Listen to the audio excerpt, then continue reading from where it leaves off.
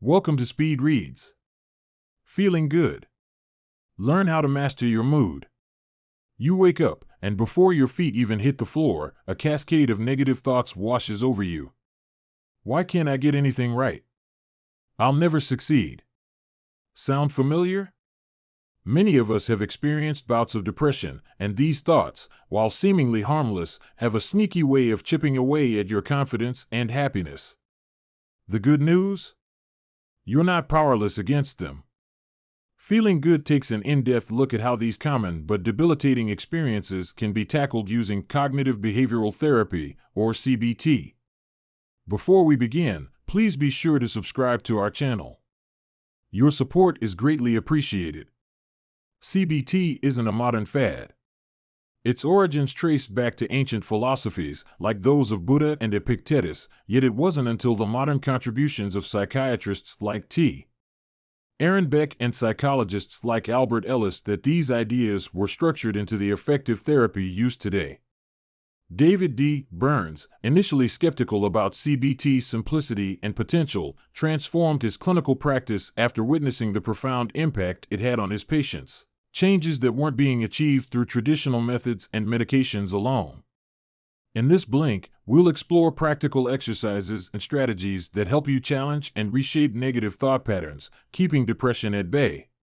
These techniques aren't just conceptual, they're grounded in research and proven to foster a shift from despair to a more joyful and balanced life. Our feelings are dictated by our thoughts. Depression often feels like being trapped in a maze of negative thoughts and emotions. Understanding the nature of these thoughts can be transformative in finding a way out. Traditionally, depression was viewed primarily as a biological condition, believed to stem from a chemical imbalance in the brain. This led to treatments focusing on pharmaceutical interventions to correct this imbalance. However, not all individuals respond to these medications, suggesting that the origins of depression might also involve psychological factors. This insight paved the way for cognitive therapy, a method that underscores the significant impact of our thoughts on our emotions. The foundational principle of cognitive therapy is that our moods are directly shaped by our thoughts. Negative self-talk, such as blaming oneself excessively or anticipating the worst, can foster feelings of sadness and anxiety. What makes cognitive therapy particularly powerful is its assertion that these negative thoughts are often distortions of reality. These distorted thoughts are misleading and not grounded in truth, yet they have a profound influence on our emotions.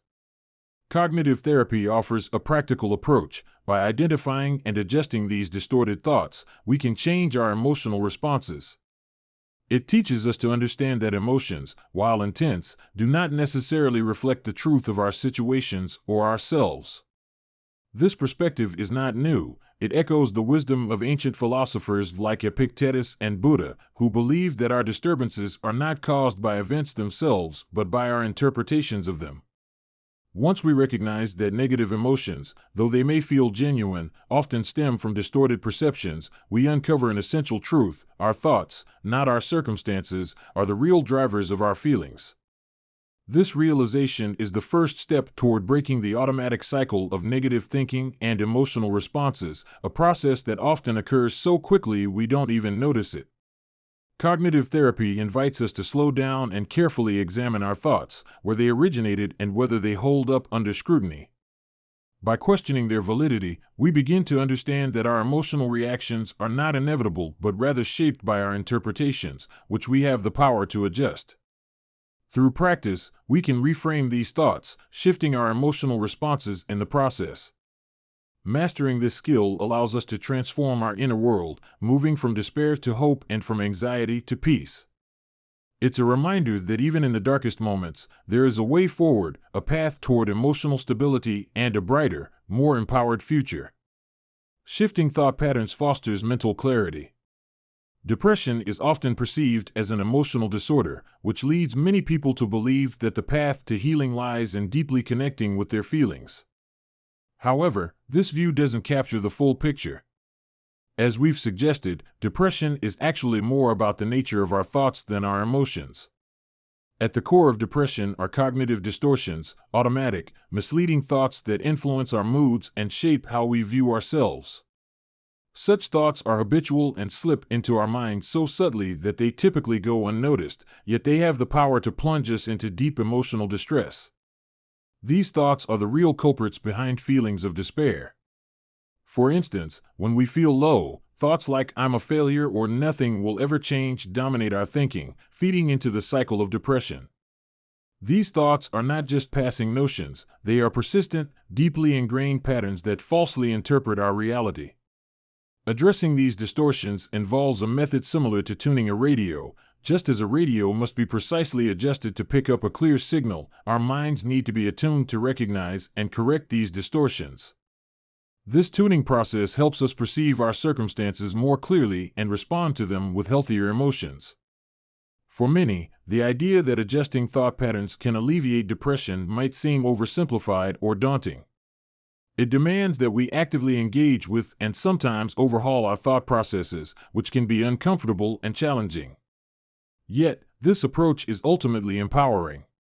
It suggests that we aren't inherently flawed or broken. Instead, our thinking patterns simply need adjustment. By reshaping how we think, we can transform our emotional landscape. Cognitive therapy not only provides relief from depression but also boosts our overall mental health resilience, arming us with strategies to prevent future depressive episodes. It turns the daunting task of managing depression into an achievable goal of changing how we think, which, in turn, transforms how we feel and ultimately how we live our lives. Recognizing cognitive distortions allows us to regain control over our emotional health. One of the most pervasive distortions is all-or-nothing thinking, also known as dichotomous thinking.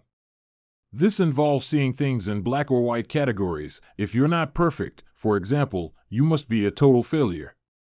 This binary way of seeing the world doesn't align with the complexities of real life, where absolutes are rare and most things fall into shades of gray.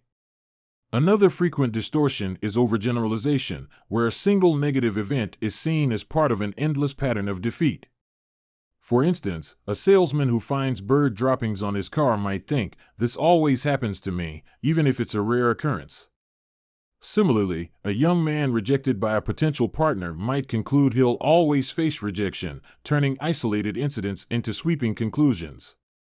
There's also the tendency to transform neutral or even positive experiences into negative ones, a process that could be dubbed reverse alchemy.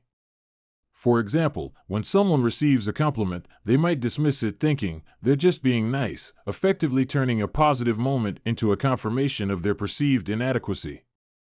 Jumping to conclusions is another common distortion, including mind reading and fortune telling. A person might see someone yawn during their presentation and assume the audience is bored, without considering other possibilities like fatigue. Or they might misinterpret a friend's distracted behavior as personal dislike, ignoring other potential explanations.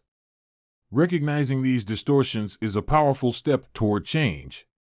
Once identified, they can be challenged and reframed to align more closely with reality. This doesn't just help in alleviating mood in the moment, it equips us with skills to handle future challenges more effectively, reducing the likelihood of falling back into depressive states. Doing so helps us regain control over our emotional health.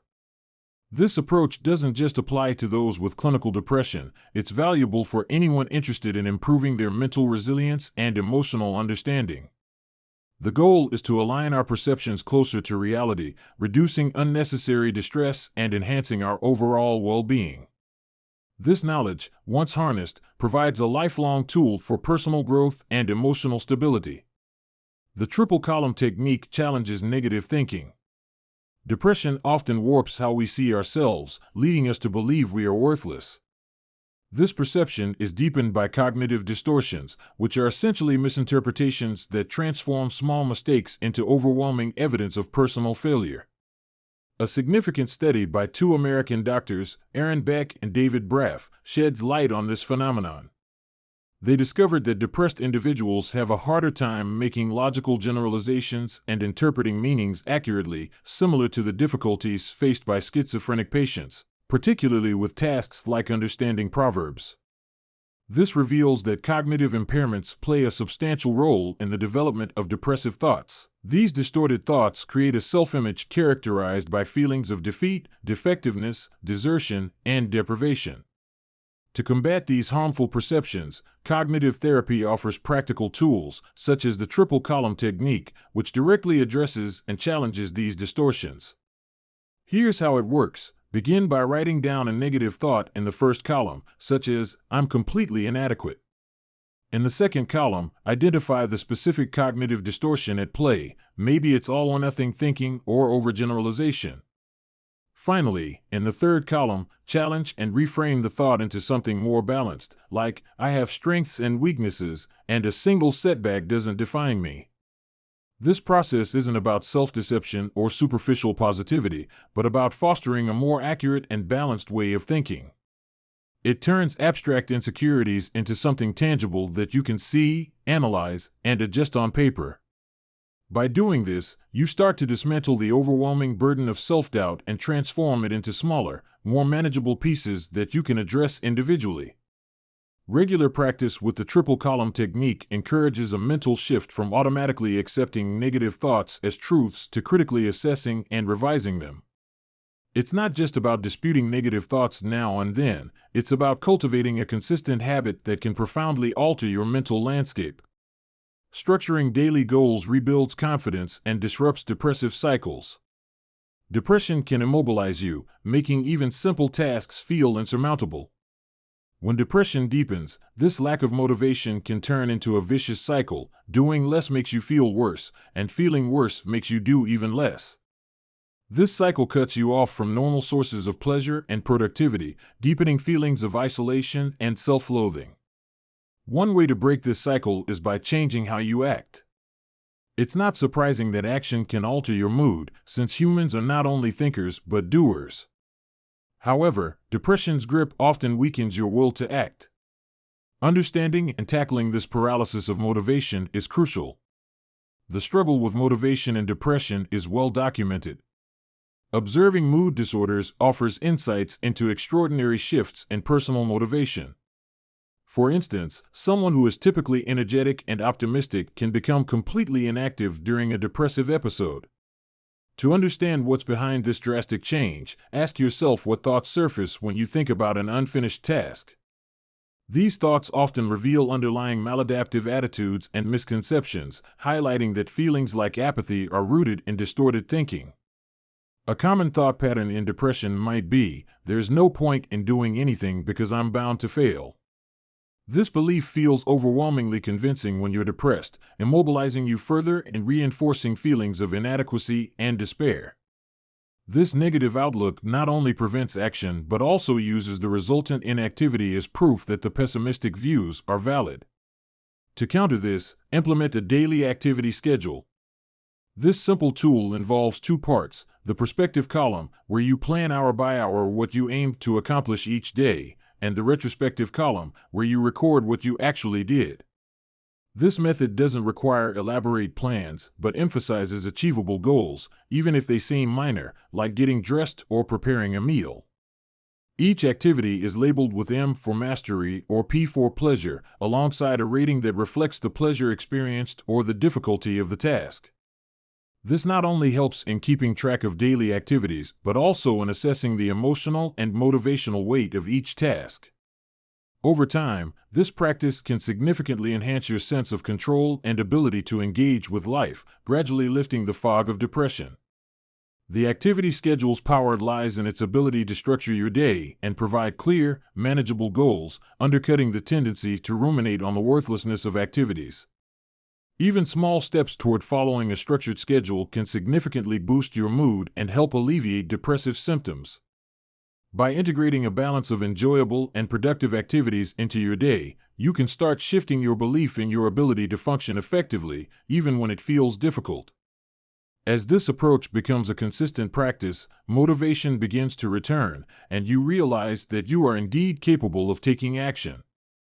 This newfound sense of accomplishment directly challenges the deeply rooted belief that you're unable to function. Over time, this fosters a positive feedback loop, transforming a cycle of lethargy into one of productivity. This shift highlights an essential truth. Changing your behavior isn't just about completing tasks, it's a powerful step toward healing and reclaiming your sense of self. Final summary. In this summary to Feeling Good by David D. Burns, we've explored how depression often originates from distorted thinking, where negative thoughts heavily impact emotions and self-perception. Cognitive therapy provides a practical framework for addressing these distortions, teaching us that intense feelings don't always align with reality. By learning to identify and reframe these thoughts, we can take meaningful steps toward better emotional health. Techniques like the daily activity schedule further help by encouraging small, structured actions that counter motivational paralysis, demonstrating how behavioral changes can improve mood and disrupt the cycle of depression. This proactive approach empowers us to regain control of our thoughts and actions, fostering greater well-being and mental resilience. Okay, that's it for this summary. We hope you enjoyed it. If you can, please take the time to subscribe. We always appreciate your feedback. See you in the next one.